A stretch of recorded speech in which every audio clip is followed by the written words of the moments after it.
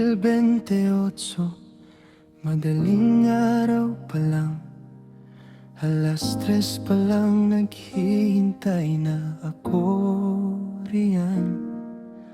Mahabang pila, hindi ko inalintana, dahil ikaw ang nais kong makita. Umabot ng alas 10 bago natapos ang araw. Pagod ang katawan pero masaya ang pakiramdam.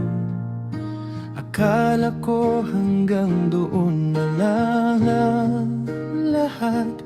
Hindi ko alam may bagong kabanata pa palang isusulat.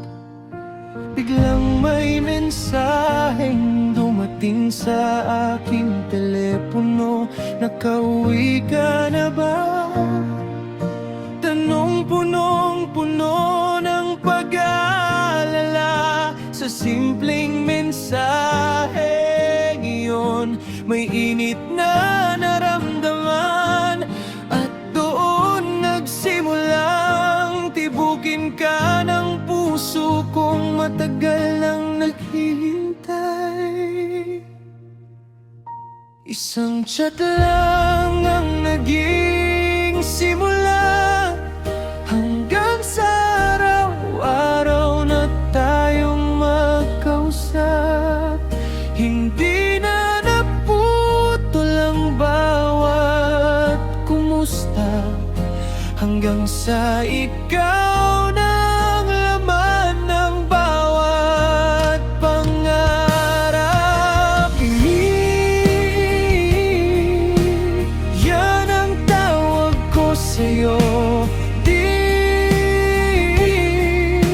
Ang tawag mong hindi ko pagsasawaan. Sa bawat ngiti at bawat sandali, mas lalo kitang minamahal.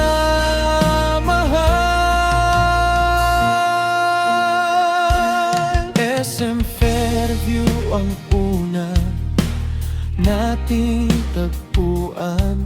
Nanood ng sine, sabay tayong kumain.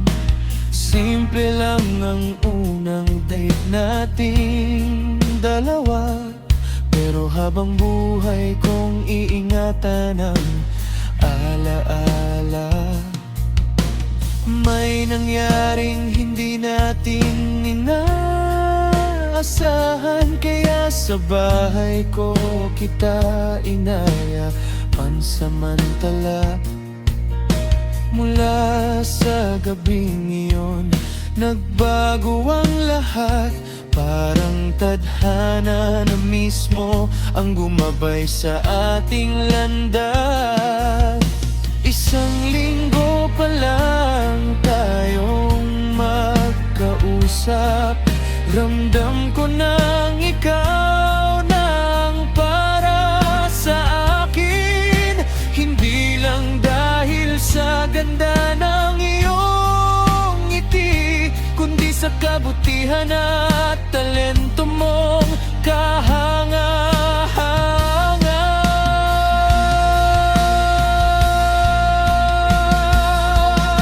Kung may hiling man ang puso ko, unahin mo rin ang sarili mo. Hindi masamang tumulong sa iba,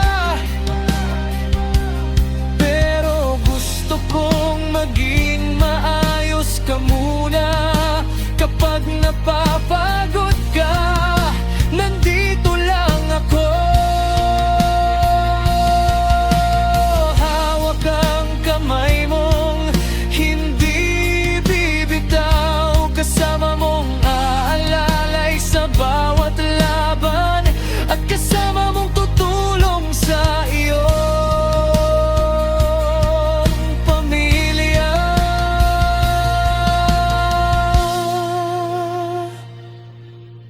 Mula sa isang simpleng tanong na nakauwi ka na ba? Nabuo ang kwentong hindi ko inaasahan.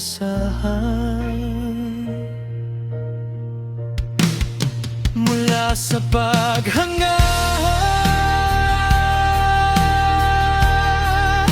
naging pagmamahalan. Ni salamat sa bawat araw na kasama kita.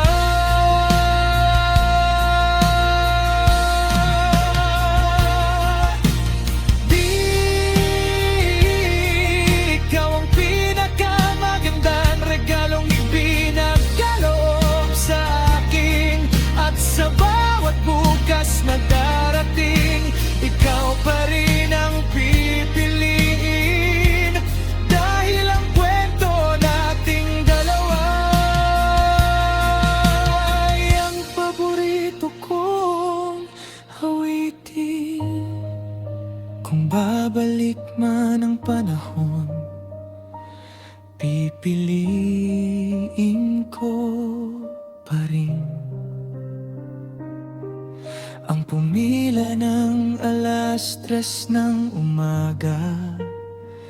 Dahil sa dulo ng mahabang paghihintay, ikaw pala ang pinakamagandang biyaya.